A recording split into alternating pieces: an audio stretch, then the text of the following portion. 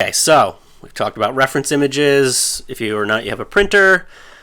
Size and proportion, we've talked about that. Color mixing, you all need to spend more time color mixing. Let's get into each piece.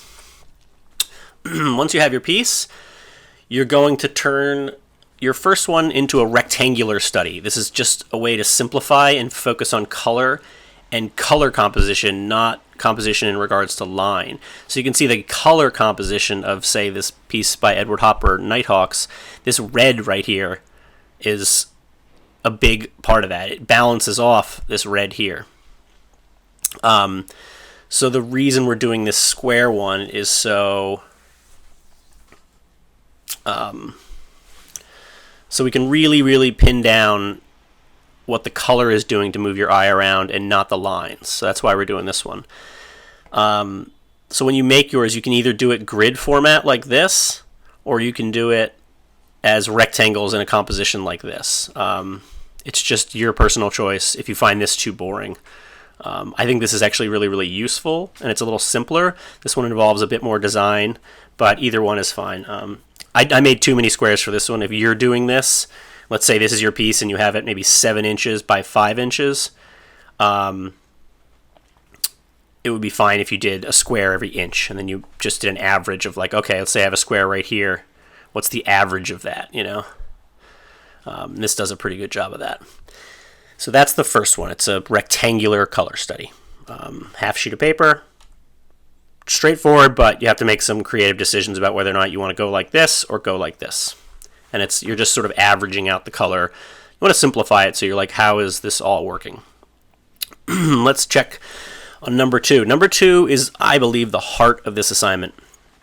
It's a simplified study. It's what are the major shapes and the main colors that are allowing this composition to be effective, to move your eye around, to make you want to look more and more and more.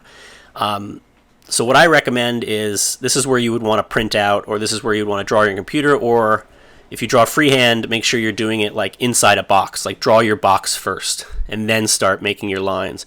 You want to simplify the piece down to, I don't know, 15, 20 shapes, but not many more. If you get too many more, you start to just re-render the piece. And that's not the point of this assignment. The point of this assignment is to break it down. So it's like these hands, you don't even want the fingers. You don't want this little curly bit. Like, this whole light part right here is all one shape, roughly, if you're going to simplify it. And that's how I want you to think about it, is how do you simplify it to get the main idea of this piece? So that's what I want you to focus on, is breaking it up with straight lines only. Straight lines is just a restriction to keep you focused on simplification.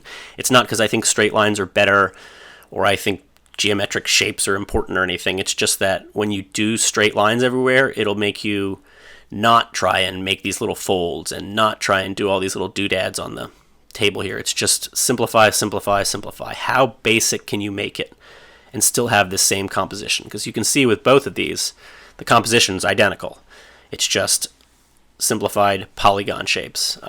Just a quick note on linguistic stuff. Polygon just means a geometric shape with straight edges. And when I say closed shapes, I use that definition a lot. Like, a closed shape is one that has a full boundary and returns to start, so you can fill it in.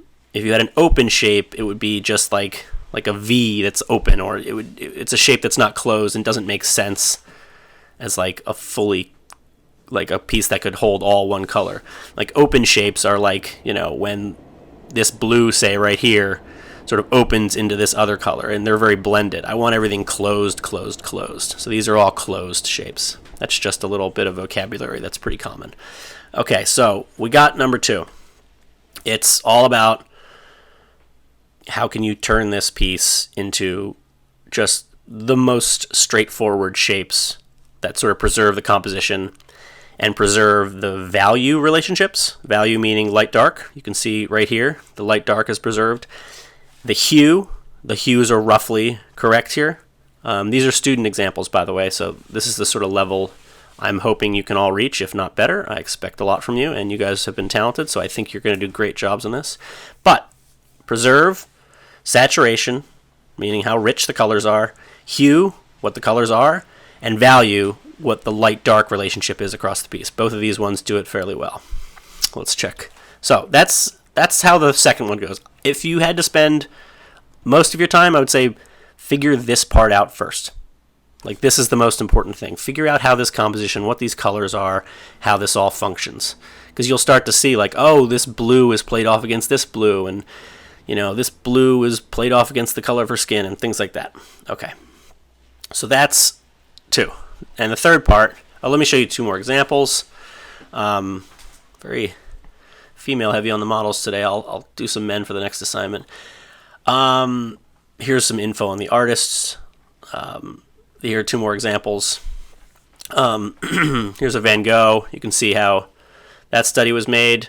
Again, I won't go into details about all these, but these are just more examples. I will post an updated version of this along with this video today. So that's part 2. Part 3 is I want you to reuse that design from part 2. And I want you to make up your own color scheme with one caveat. I want you to preserve the value. The value meaning the relative light darkness of it. So here are 3 examples with new color schemes, but preserving the value. And so I've stressed often about the 3 characteristics of color: 1, hue; 2, saturation; 3, value, and how they can all independently change. So we're going to change the hue and the saturation on this one, but maintain its value. So what I mean by that is, you see how light the curtain split is here, and you see how light part of the dress is here? Even though they're totally different colors, they preserve the values. Okay? Value preserved here. Roughly the same lightness, darkness. Roughly the same lightness, darkness, but different color, and even the saturation levels, meaning the intensity of the color. Least saturated being gray, most saturated being pure color. So even the saturation has changed here. So that is our assignment. You want to pick a thoughtful color scheme. So here are 4. There are many more than this, but if you don't know what to do, I say pick one, like look all these up and pick one from another piece you like, say. Like if you like a color palette from something, you can then apply that color palette to the design you developed in part 2, and then this is sort of a more creative act in part 3 using your own color scheme. I am currently working with really specific color schemes, and I will share with you the work that I'm doing from home as well, because everything I'm telling you is stuff I do and use all the time. I'll leave one more note. I am working on a still life right now, and I made, I think, 30 thumbnail sketches. I was hounding you guys to make lots and lots of thumbnail sketches, and I will post you guys a picture to show you how many I do just for a simple still life. It was literally, where do I want to put a jar in a picture? And I made like postage stamp size pieces with all kinds of variations and selected one that felt good. So I will share my own work, what I'm doing now, to show you that everything I'm telling you is stuff that I pay attention to all the time when I work. And I want you guys to become really familiar with it and have it be more intuitive. So I think that's good for now. I just want to sign off with saying I hope you're all right. Please reach out if you have any issues or questions or anything like that. I'll share more artists as we go along, and I'll be sure to record at least 1 or 2 more lectures for our class this semester. Just wanted to say thanks to you all, and I hope you're well, and I look forward to seeing your assignments.